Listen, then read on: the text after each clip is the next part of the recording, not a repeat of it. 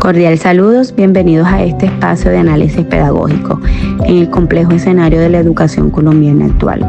Los docentes nos enfrentamos a un desafío diario que moldea el futuro de nuestros estudiantes. Nos encontramos ante una de las mayores tensiones de la educación evaluativa contemporánea. El profundo choque metodológico y ético entre la estandarización masiva que exige las políticas públicas y la vibrante realidad multicultural que habita en nuestras aulas cada día. Para aterrizar y comprender esta tensión debemos situarnos en un contexto real. Imaginemos una institución educativa pública de carácter urbano en Colombia, la cual debido a dinámicas sociales ha recibido en los últimos años a una alta afluencia de estudiantes provenientes de comunidades indígenas desplazadas y migrantes. En este ecosistema escolar confluyen múltiples lenguas, cosmovisiones y estados emocionales. En este escenario pretenden aplicar una evaluación tradicional basada únicamente en la memorización y cuantificación de respuestas correctas. No es un acto de medición del aprendizaje, por el contrario, se convierte en un mecanismo que penaliza la diferencia y perpetúa la desigualdad social. Las investigaciones recientes ilustran perfectamente esta fricción. Al revisar el trabajo de Marcerano, González y Luque en el 2021, quienes evalúan el posible equilibrio entre la satisfacción de los estudiantes y el rendimiento escolar mediante optimización multiobjetivo, encontramos una alerta fundamental. La evaluación tradicional suele obsesionarse con la optimización de los resultados académicos puros en pruebas estandarizadas, sacrificando variantes humanas críticas. Se ignora sistemáticamente la satisfacción, el bienestar emocional y las conexiones del estudiante con su propio proceso formativo. Esta visión unidimensional convierte a la escuela en una fábrica de números, alejándola de su propósito formativo integral. En este punto de quiebre, donde debemos transformar nuestro quehacer docente, anclándonos firmemente en la pedagogía crítica latinoamericana, como argumenta magistralmente Pacheco en 2018 en su análisis sobre la pertenencia de una aproximación holística en la educación. Es urgente transitar hacia una educación liberadora para una evaluación liberada.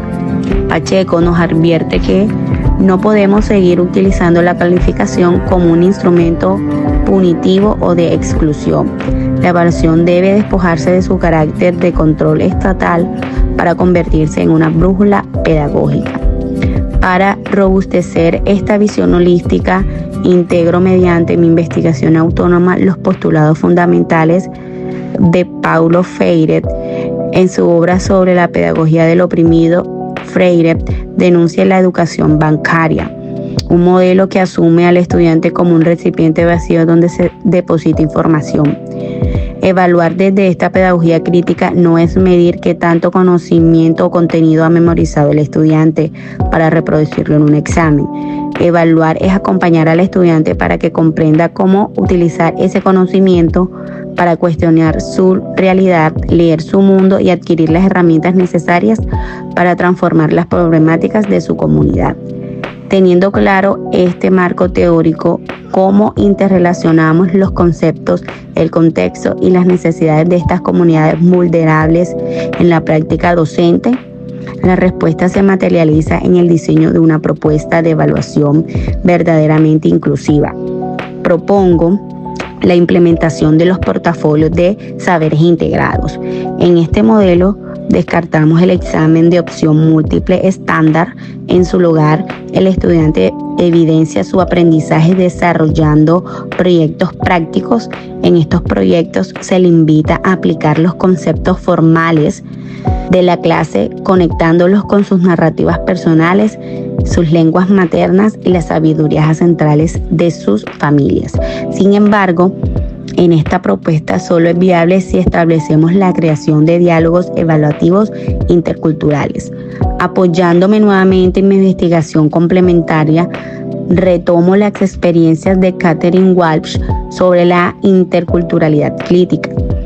Walsh demuestra que el verdadero diálogo entre culturas exige dinamitar las jerarquías de poder en el aula. El docente debe despojarse de su rol de juez poseedor de la verdad absoluta para asumir el rol de mediador. Esto significa que la evaluación se construye en conjunto, diseñando rúbricas de manera concertada con los estudiantes, implementando asambleas de aula para debatir los aprendizajes y promoviendo la coevaluación y la autoevaluación constante y honesta. A partir de este recorrido, mi posición personal es categórica. La evaluación educativa en Colombia tiene una deuda histórica con la diversidad de sus territorios.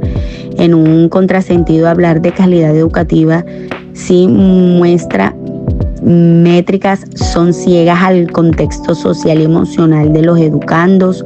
El conocimiento no es estático ni pertenece a una sola cultura, por lo tanto, intentar medirlo con una única regla estandarizada constituye un acto de violencia epistémica que margina a quienes no encajan en el molde. Los docentes debemos tener la valentía de desobedecer las métricas excluyentes y atrevernos a evaluar desde la flexibilidad, la empatía y la justicia social. A modo de evolución creativa y reflexión metacognitiva, el desarrollo de esta actividad me ha dejado un aprendizaje profundo. He comprendido que el diálogo no es solo una estrategia de comunicación, sino la herramienta pedagógica definitiva para adaptar la evaluación.